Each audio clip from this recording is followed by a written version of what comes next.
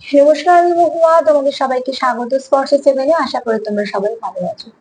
যারা প্রথম থেকে সঙ্গ দিলে, যারা নতুন নতুন যুক্ত হচ্ছে, লাইক করছো, কমেন্ট করছো, সাবস্ক্রাইব করছো, শেয়ার করছো, অনেক ধন্যবাদ সঙ্গ দেওয়ার জন্য, সাপোর্ট করার জন্য। প্লিজ পজিটিভ থাকো। তার সাথে এটাই বলবো যে রিডিং খোলা মন নিয়ে দেখো, যেটুকু মিলবে সেটুকু নাও, জোর করে কিচ্ছু ফিট করো না। প্লিজ পজিটিভ থাকো। তোমাদের সবার প্রতি অনেক কৃতজ্ঞতা, ভালোবাসা। পাশে থেকো। চলো আজকে এখান থেকে 6টা কার্ড নেবো, দেখে নেবো যার কথা ভেবে রিডিংটা দেখছো তার মনে কি চলছে তোমার। যার কথা ভেবে রিডিং দেখছো তার মনে কি চলছে।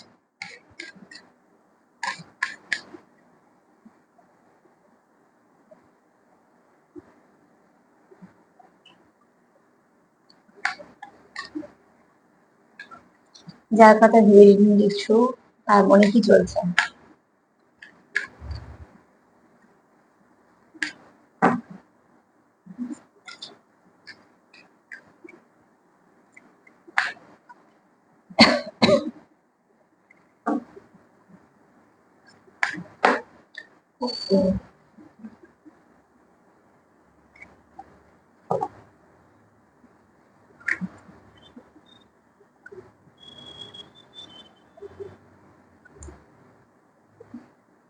যার কথা তুমি ভেবে রিডিং দেখছো এই ব্যক্তির মন খুব ভালো, ঠিক আছে।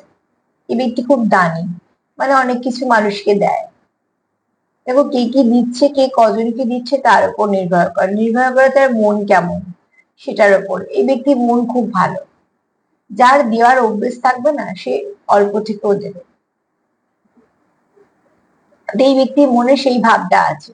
আর যাদের মনে দান ধ্যান করার ব্যাপার থাকে, আমি দান ধ্যান করার কথা বলছি না যে কটা ফটো তুলে মানুষকে দেখানো, আমি সেটা বলছি না। যদি কারোর মন থেকে কেউ চায় যে আমি এর জন্য কিছু করবো, সে একজন হোক আর 10 জন হোক, অন্তত এইটুকু তো বলতেই হয় তার মনটা ভালো বলে সে ভাবতে পারছে অন্যদের কথা। কারণ বেশিরভাগ ক্ষেত্রেই আমরা নিজেদের কথা ছাড়া কিছু ভাবতেই পারি না, নিজেদের কষ্ট, নিজেদের কি আছে, নিজেদের কি নেই। সেখান থেকে এই ব্যক্তি যখন ভাবছে যে আমি কারোর জন্য কিছু করব, বা কিছু মানুষ হোক বা অবলা জীবজন্তু হোক, তার মানে এই ব্যক্তির মনে কিন্তু, মানে তুমি যার কথা ভেবে রিডিং দেখছো সেই ব্যক্তির মন কিন্তু নরম। এই ব্যক্তি কোনো সময় ক্ষতি করবে না। যে অন্যর ভালো চায় না সে কখনো অন্য কারোর ক্ষতি করে না, যাদের ব্যক্তিত্ব এরকম হয়। তো এই ব্যক্তি খুব হেল্পফুল। এই ব্যক্তি খুব ভালো মনের মানুষ, এবং এই ব্যক্তি খুব ইচ্ছা যে মানুষের জন্য কিছু করবে।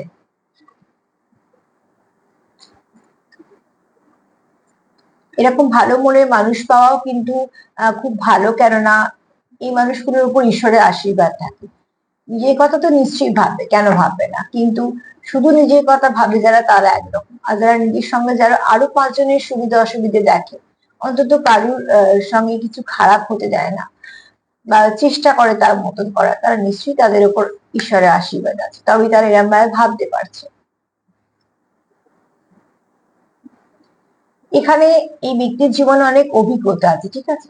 এই ব্যক্তি খারাপ সময় দেখেছে, এই ব্যক্তি ভালো সময় দেখেছে। খারাপ ভালো দুটো দেখেছে বলি এই ব্যক্তি এমন ভালো সময়, ভালোটাও যেমন নিজের মতন করে উপভোগ করছে।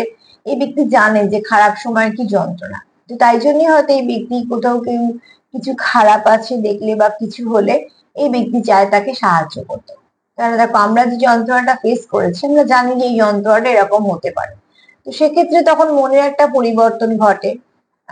সবার ক্ষেত্রে না হলে অনেকের ক্ষেত্রেই ঘটে। তো সেখানে দেখো তোমরা দেখবে যে এই ব্যক্তি এই জন্য হেল্প করে, কারণ এই ব্যক্তি একটা সময় হয়তো অনেক হেল্পের দরকার ছিল, সে হয়তো পায়নি, বা হয়তো খুব কম পেয়েছে, বাদ বাকি তাকে নিজেকে করতে হয়েছে। তো তাই জন্য একটু হেল্পফুল, ঠিক আছে। এই ব্যক্তির মনে এই জন্য মনটা এরকম, কেউ কিছু বললে করে দেওয়া, বা গা বাঁচিয়ে সব জায়গা থেকে চলে না এসে সেখানে একটু চেষ্টা করা।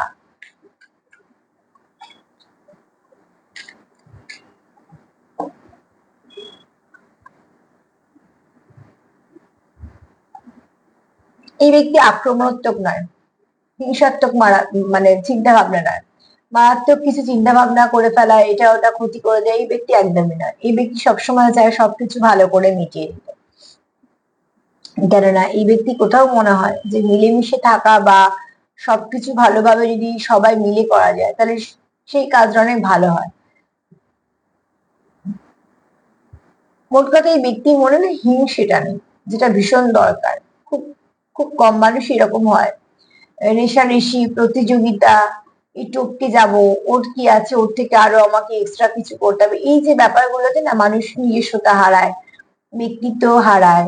কোথাও একটা সারাদিন যেন সেই ব্যবসায়িক মন নিয়ে চলা, কিছু করলেই মনে হবে আমি কি পাবো, এই করতে করতে সংকীর্ণতা আসে, চারিপাশে একটা নেগেটিভ ভাইবস তৈরি হয়ে যায়। আমাদের অজান্তেই এগুলো ঘটে রোজের জীবনে থাকতে থাকতে, প্রতিযোগিতায় দাঁড়াতে দাঁড়াতে, নিজেকে তুলনায় আনতে আনতে, প্রথম সারিতেই দাঁড়াতে হবে ভাবতে ভাবতে কোথাও আমরা আমাদেরকে হারিয়ে ফেলি।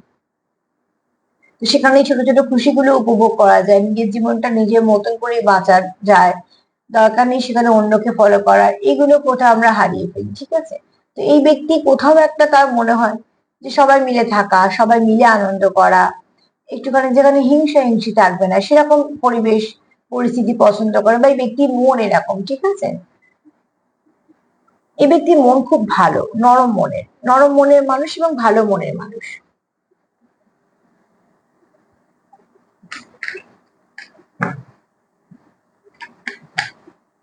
তুমি যার কথা ভাবছো না সেই ব্যক্তি ভাবনা চিন্তা খুব ভালো, এই ব্যক্তির কাছে তুমি কখনো হার্ট হবে না, মানে এই ব্যক্তি খুব ভালো মনের মানুষ। এই ব্যক্তি যদি কিছু নেগেটিভিটি থাকে না সেটা আগে সেটাকে ঠিক করে ফেলার চেষ্টা করবে। যেমন এই এই তোমার ফটোটায় দেখাচ্ছে শিব ঠাকুর কিন্তু নিজে বিষ পান করেছিল, কারণ সেই বিষ যদি আমাদের এখানে এসে পড়তো মর্তে, তো আজকে সে এখানে কিছু সৃষ্টি হতো না, সবই ধ্বংস হতো। এই জন্য স্বয়ং মহাদেব সেটাকে নিজে গ্রহণ করেছিল, যেটা অন্য কেউ নিতে চায়নি। অন্য সবাই তো ভালো কিছু নিয়েছিল, তাই জন্যই নীলকণ্ঠ বলা হয়, তাই জন্যই শিবকে সর্বশ্রেষ্ঠ বলা হয়, যে সে খারাপটাকে নিয়েছিল, যে খারাপটা অন্যের ক্ষতি করবে।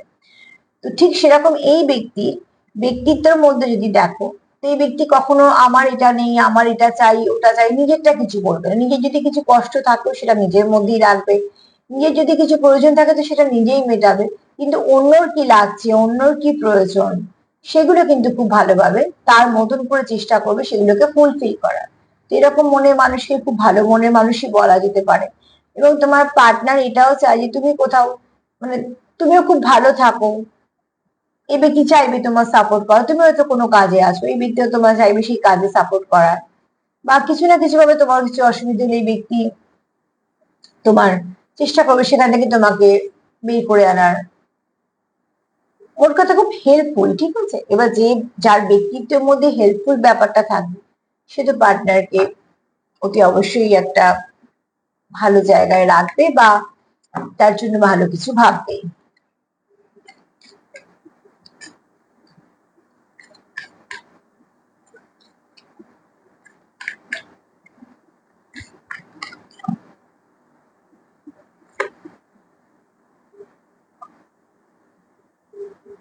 এই ব্যক্তি খুব তাড়াতাড়ি ক্ষমা করে দেওয়া, ঠিক আছে, খুব তাড়াতাড়ি ব্যাপারটা মেনে নেওয়া, মানিয়ে নেওয়া, এরকম মানে খুব জেদ, রাগ, ইগো, ফ্রাস্ট্রেটেড, বা এটা একটা ছোট্ট কিছু ব্যাপার নিয়ে সেটাকে একদম বিশাল বড় করে ফেলা, এরম ধরনের নয়।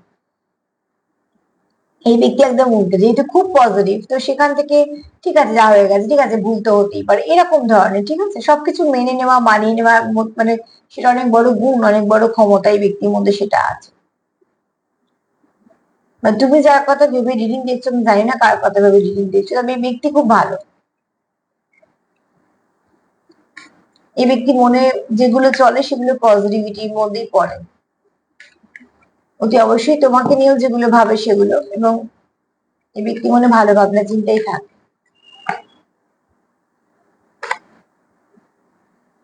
এই ব্যক্তি খুব ধৈর্য, ঠিক আছে, এবং খুব মূর্তিটা খুব শান্ত মূর্তি এবং খুব ধৈর্য। এই ব্যক্তি যদি কারোর জন্য ভাবে অপেক্ষা করবে তো সারা জীবন অপেক্ষা করবে, এরকম ধরনের, মানে খুব ধৈর্যশীল আর কি। যেহেতু অনেকগুলো শিব ঠাকুরের কার্ড এসছে, এখানে হতে পারে যে এই ব্যক্তি খুব শিব ভক্ত বা শিব সত্তাটা তার মধ্যে খুব বেশি। ঠিক আছে, আর ডিভাইন মাস্কুলাইন যদি হয় তো ডিভাইন মাস্কুলাইন এরকম হতেই পারে, কারণ ডিভাইন মাস্কুলাইন তো শিবেরই অংশ, তো অবশ্যই তার মধ্যে এরকম কিছু গুণ থাকে, যদিও বা ডিস্টর্টেড না হলে। তো সব মিলিয়ে যদি বলি যে তুমি যার কথা ভাবছো এই ব্যক্তি কিন্তু তোমার জন্য অপেক্ষা করবে, যদি ভাবে যে অপেক্ষা করবে, মানে তোমার সঙ্গে যদি ভালো সম্পর্ক আছে, তো এই ব্যক্তি সারা জীবন তোমার জন্য অপেক্ষা করবে। দ্বিতীয়ত হচ্ছে এই ব্যক্তি খুব হেল্পফুল মানুষের, মানুষ কেন, যে কোনো প্রাণী বলো বা যাই, মানুষ হতে পারে, অবলা জীবজন্তু হতে পারে, কিছু না কিছু করে যেটা তার ভালো লাগে, মন থেকে করে, ঠিক আছে। এছাড়া এই ব্যক্তি যে অনেক কিছু ফেস করেছে তার জন্য অনেক কিছু বোঝে, অনেক মানে অভিজ্ঞ।